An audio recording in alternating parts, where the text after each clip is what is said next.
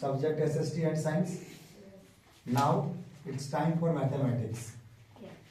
आज हम लोग देखेंगे मैथमेटिक्स का मॉडल पेपर जो आपका क्या है जैक बोर्ड। आप लोगों का क्या है जैक बोर्ड है ना। ये जैक बोर्ड का 2025-26 का मॉडल पेपर है किसका मैथमेटिक्स का। इसका हम लोग क्या देख रहे हैं सॉल्यूशंस देख रहे हैं ठीक ना। एमसीक्यू का सॉल्यूशन यानी कि सिंपल भाषा में एग्जाम पैटर्न आपका पार्ट 1 मेरे हिसाब से सिंपल भाषा में समझा रहा है कि एग्जाम पैटर्न जो है आपका 2 पार्ट में बटा हुआ है। एक है एमसीक्यू एक है सब्जेक्टिव। सब्जेक्टिव में नंबर सिस्टम में 2 नंबर 3 नंबर 5 नंबर है ना। इसलिए आपको 2 ही देखना है। आपका जो एग्जाम पैटर्न है किसी सब्जेक्ट का आपको बस 2 पार्ट में देखना है। पार्ट 1 क्या है एमसीक्यू 1 से 30 तक एमसीक्यू और पार्ट 1 जो 31 से लेकर जो 52 तक है पार्ट 2 वो सब्जेक्टिव रहेगा। उसमें क्या है मार्किंग सिस्टम कर दिया 2 नंबर 3 नंबर 5 नंबर है जो सब्जेक्टिव है। पैटर्न समझ गए एग्जाम पैटर्न ये पैटर्न रहने वाला आपका एग्जाम का। तो हम लोग स्टार्ट करते हैं। बहुत ही वीवीआई क्वेश्चन रहेगा आप लोग के। यही क्वेश्चन आपको देखने को मिलेगा फाइनल एग्जाम में। बस अंक चेंज का टॉपिक वही है। इसे जितना हो सके आप लोग प्रैक्टिस कीजिएगा और ये क्वेश्चन आपके लिए और जो भी इस वीडियो को देखेंगे उनके लिए इंपॉर्टेंट रहेगा specially for class 10th student. देखिए पहला क्वेश्चन है पीजेड यानी जेड इसको हम मानते हैं क्या कहते हैं ये तुम्हारा शून्यक है। जेड को क्या माने शून्यक। अगर हम कितना मान निकालते हैं 8। अगर 8 यहाँ रखेंगे सब में यहाँ कहने की शून्य करेगा। अगर 8 रखेंगे तो इसका मान क्या कर देगा शून्य कर देगा। कहने का मतलब है कि पी जेड बराबर जेड स्क्वायर माइनस 64 के शून्यक है। तो ऐसा क्वेश्चन कभी आएगा पहला आपका काम क्या है बराबर 0 कर देना ठीक है। बराबर 0 करके जो इक्वेशन है जेड बराबर इधर इसको ले जाएंगे तो क्या हो जाएगा प्लस में आ जाएगा और जेड स्क्वायर क्या चलेगा रूट में आ जाएगा। जब रूट में आता है तो वैल्यू में प्लस माइनस होता है याद रखना ये। तो क्या हो जाएगा 64 का आपको पता है कि रूट कितना होता है 8 यानी प्लस माइनस इक्वेशन दिया प्लस माइनस इसलिए प्लस माइनस हो गया यानी इसका आंसर क्या होगा 8 होगा। एक होमवर्क के दिए हैं पुष्पा तो बता दी पी स्क्वायर माइनस 81 के शून्य के चेक करके मिलाना है ठीक है। इसको चेक करिए चेक बता दी कैसे करना है। क्वेश्चन सेकंड देखिए दिए गए बिंदु पी का मान कितना 06 बिंदु क्यू है 70 और इसका है 50 ठीक है।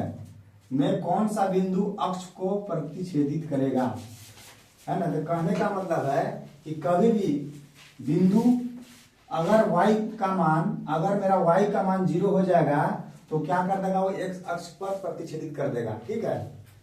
सिंपल भाषा में अगर यही क्वेश्चन रहेगा कि कौन बिंदु y अक्ष को प्रतिच्छेदित करेगा तो जब मेरा क्या हो जाएगा x का मान क्या हो जाएगा 0 हो जाएगा। सिंपल भाषा में जब x को कब जब y का मान 0 जब y को कब जब x का मान 0 तो कर देगा ये समझने वाला क्वेश्चन है। सही क्वेश्चन है। 3 देखिए क्वेश्चन थर्ड दो सम परिमेय संख्याओं के बीच कम से कम कितनी विषम परिमेय संख्या हो सकती है। बार बार बता रहे हैं आपको कि देखिए 2 सम परिमेय संख्या ले लिए हम क्रमांक अनुसार 6 है इसके बीच में 7 है मेरा क्या है ऑड नंबर है ऑड ये हो गया ऑड मेरा सम ऑड परिमेय संख्या है यानी कि 2 सम परिमेय संख्याओं के बीच केवल और केवल एक विषम परिमेय संख्या हो सकती है। आप देख सकते हैं 10 और 12 के बीच कितना 11 है ना। ये भी क्वेश्चन क्लियर है। 4 देखिए 4 का रहा 2 क्रमिक क्रमिक मतलब होता है क्रमांक कंजुगेटिव ठीक है। 2 क्रमिक विषम संख्याओं का एसीएफ ऐसे पता है हाईएस्ट कॉमन फैक्टर यानी मसा क्या होगा। तो देखिए 2 क्रमिक के लिए हम 3 और 5 ले लिए ठीक है। तो 3 का क्या होता है 1 गुने 3 1 गुने 5 यानी कि इसका मसा क्या हो जाएगा 1 हो जाएगा। वही क्वेश्चन अगर पूछ जाएगा कि 2 क्रमिक सम संख्याओं का यानी कि 2 क्रमिक सम संख्या ले लिए 2 और 4 इसका मसा कितना हो जाएगा 2 हो जाएगा। 2 क्रमिक विषम संख्याओं का क्या हो जाएगा 1 और 2 क्रमिक सम संख्याओं का मसा क्या हो जाएगा 2 याद रखिएगा।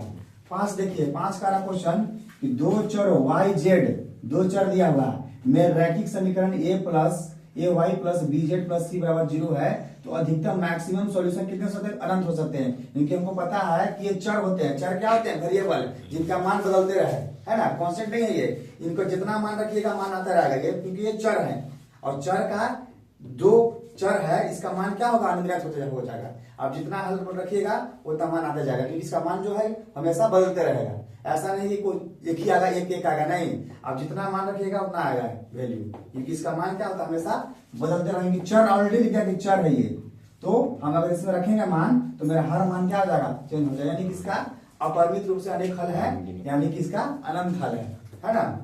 इसको देख लीजिए क्वेश्चन 5 चाहिए इसका आज पार्ट 1 हम लोग पढ़ रहे हैं ठीक है।